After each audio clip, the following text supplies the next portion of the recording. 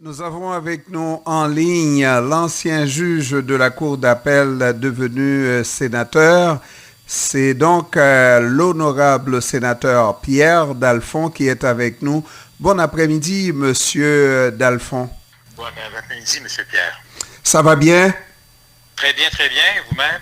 Ça va très bien. Alors, il y a... C'est quand même une période difficile, la veille des fêtes en plein COVID, mais la vie continue. La vie continue, oui, et puis on se préserve, n'est-ce pas? On essaie du mieux.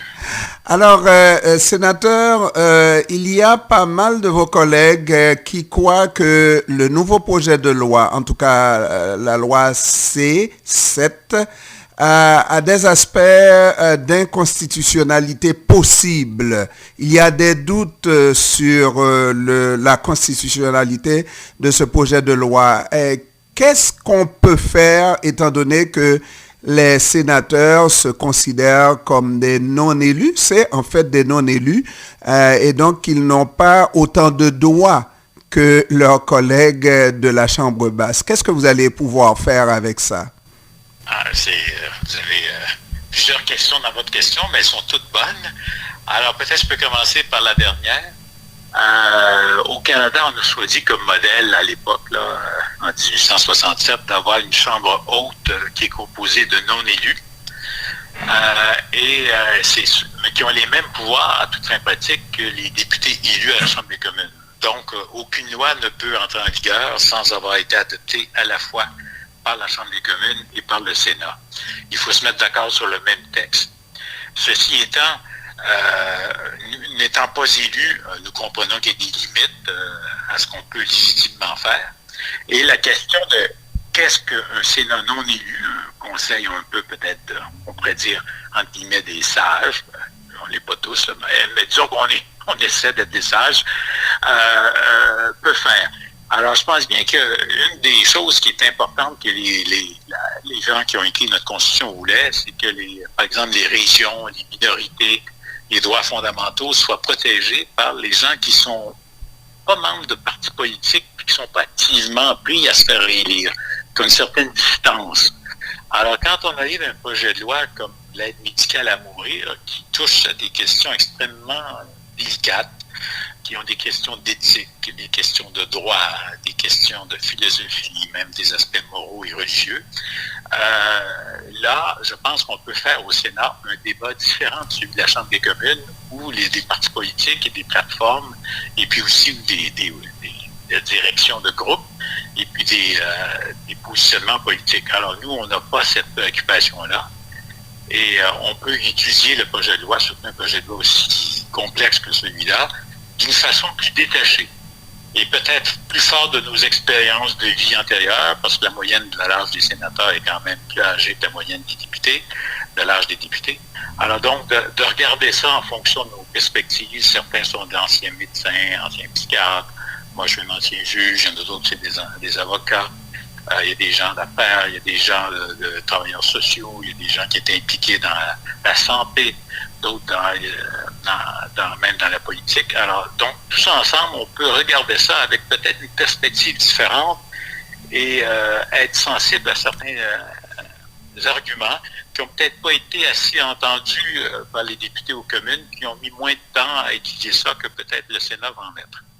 Et lorsqu'on parle d'un projet de loi de l'aide médicale à mourir, il s'agit quand même, tous les projets de loi, ou toutes les lois sont des lois sérieuses, mais une loi comme l'aide médicale à mourir est des plus sérieuses. Et là, on parle de discriminer certains groupes, n'est-ce pas, qui n'auraient pas autant de droits. On parle de personnes handicapées, intellectuelles ou des personnes mentalement malades, n'est-ce pas?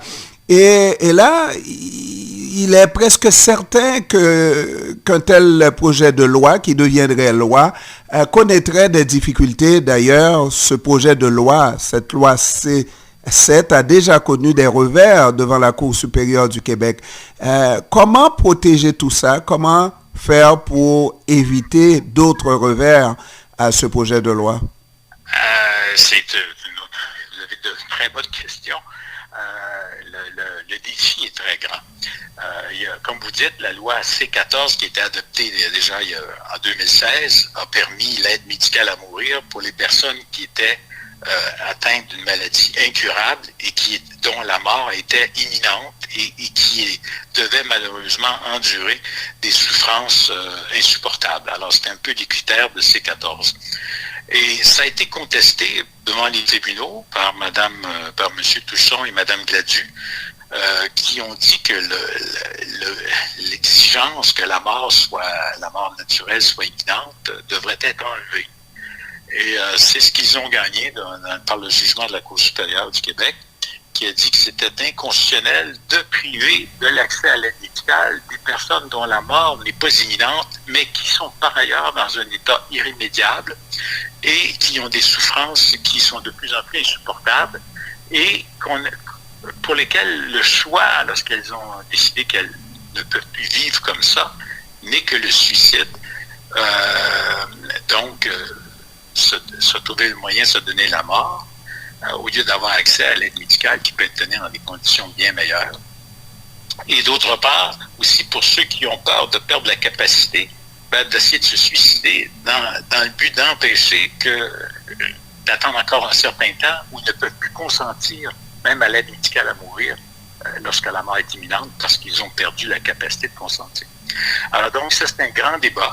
La Cour supérieure a dit qu'il faut enlever l'exigence que la mort est imminente pour avoir accès à l'aide médicale à mourir. Et le gouvernement du Canada, comme celui du Québec, ont tous les deux choisi de ne pas aller en appel de cette loi-là. Ça, c'est un choix politique. Mais c'est sûr que ça nous prive de l'éclairage d'une cour d'appel sur la question et possiblement même d'aller jusqu'à la Cour suprême pour avoir l'éclairage de la Cour suprême sur les limites qu'on pourrait faire. Alors, on n'a pas cet avantage-là. La nouvelle loi est attaquée sous plusieurs angles.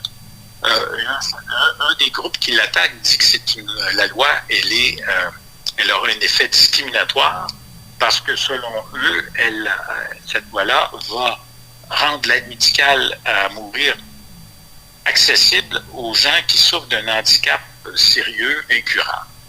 Donc, ils y voient comme une mesure qui va envoyer le message à la société que d'être handicapé, c'est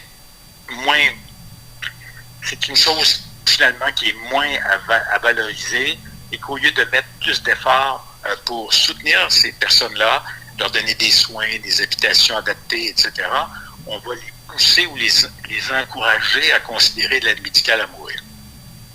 Je ne pense pas que c'est le but du projet de loi, mais je comprends que pour eux, la loi a cet effet-là dans leur perspective et par conséquent, ça devient discriminatoire envers les personnes handicapées.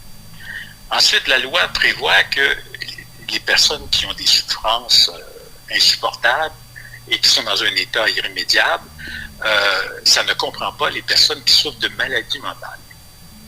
Alors donc, il y a un autre groupe, ceux qui parlent au nom de groupes ou des psychiatres ou des gens qui sont près de ces spécialisés dans la maladie mentale, qui disent, mais là, vous discriminez.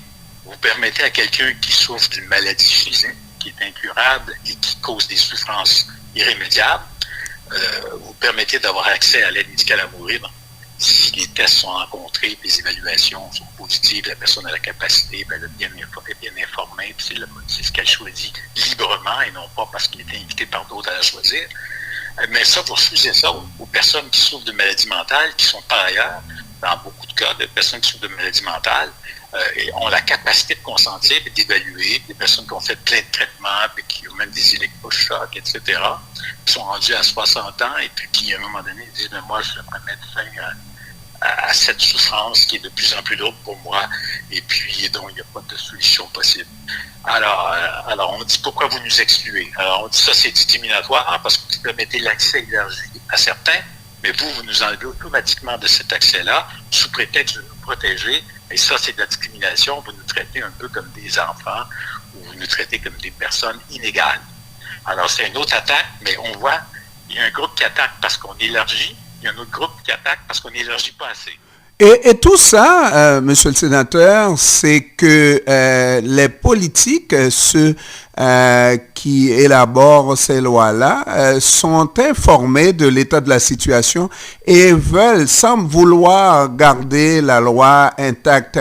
Est-ce qu'il ne s'agit pas justement de gestes politiques dans le but d'aller chercher une plus large adhésion parce qu'il y a des groupes, comme vous l'avez dit, justement, qui croient que une loi de cette nature-là, qui est très généreuse, pourrait ouvrir la voie à des groupes de personnes, justement, faisant en sorte que la demande de l'aide médicale à mourir devienne, disons, un petit peu plus accessible ou trop accessible.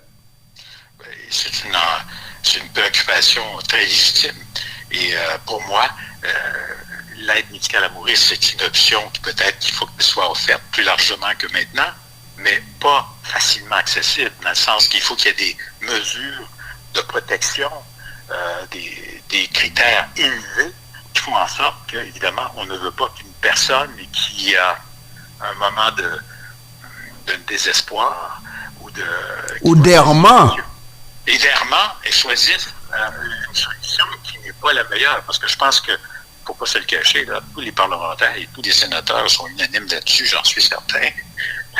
La priorité, c'est le droit à la vie et l'obligation pour l'État de faire en sorte que le droit à la vie soit respecté et même qu'on fasse nécessaire pour soutenir les gens qui ont besoin d'aide, parce qu'elles sont sauf d'un handicap ou parce qu'elles ont besoin de soins, etc. Et puis, il n'y a pas question de changer ça. Mais est-ce que ça va aussi loin par ailleurs que de priver quelqu'un qui, lui ou elle, a choisi, après des années, à 60 ans ou à 70 ans ou à 45 ans, peu importe, à évaluer sa situation et puis dire, moi, j'aimerais mieux mourir dans la dignité, accompagné d'un médecin et d'une infirmière, plutôt que de me jeter en bas d'un pont ou m'acheter une arme à feu, puis me donner la mort, puis de manquer mon coup, puis de rester encore plus avec des séquelles encore plus graves. Alors, c'est ça qu'on essaie de concilier. Mais c'est sûr que le droit à la vie, c'est le droit le plus fondamental. Puis le deuxième droit qui est important aussi, c'est le respect de l'autonomie des personnes. Et là, c'est tout le dilemme pour vous, sénateurs non élus, face à des élus qui, justement, doivent comprendre, parce qu'ils ont aussi des personnes aussi avisées qu'au Sénat, mais qui veulent maintenir le statu quo. C'est donc un handicap pour vous à vouloir leur dire peut-être que vous faites fausse route, là. Ça fait partie des requis, c'est pour ça que l'institution existe. Alors, c'est pour ça aussi qu'on a plus de temps qu'eux, parce qu'on n'a pas allé dans les circonscriptions électorales, rencontrer les électeurs, puis il y a beaucoup de travail que les députés font en dehors du Parlement, que nous, on n'a pas vraiment à faire, en tout cas à beaucoup moins de degrés, et ce qui nous laisse plus de temps pour analyser, lire, consulter. Alors, évidemment, le statu quo, il y a des gens qui voudraient que le statu quo soit maintenu, mais je pense que la majorité des députés, eux, veulent changer. Là, ils veulent remplacer le statu quo par un système qui est plus large. Je comprends bien que beaucoup de députés libéraux, bloquistes, néo-démocrates, et même certains conservateurs, mais je comprends qu'il y a beaucoup de conservateurs qui sont opposés à l'élargissement de l'accès à l'aide médicale à mourir. Mais de façon globale, il semble y avoir une majorité forte à la Chambre des communes qui est pour l'élargissement.